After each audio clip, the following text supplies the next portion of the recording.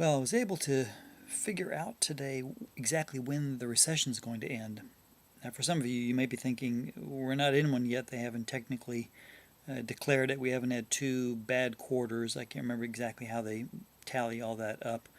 But my good friend down at my Volvo repair shop, where I've had my car worked on for the last 6 or 7 years, Edgar, said we are certainly in one.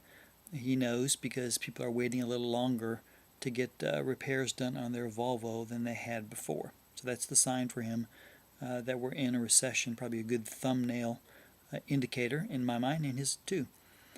And I asked him, I said, well, how long do you think it'll be?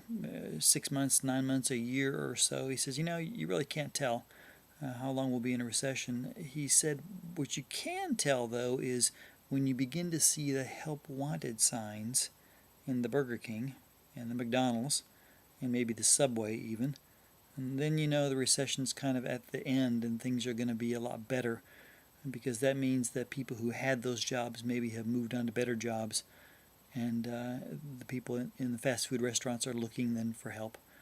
Makes sense to me. And as I thought about it, I walked away and I had paid for my repair bill, which I had to get done, unfortunately. I thought about it. I thought, that makes a lot of sense. Times are better.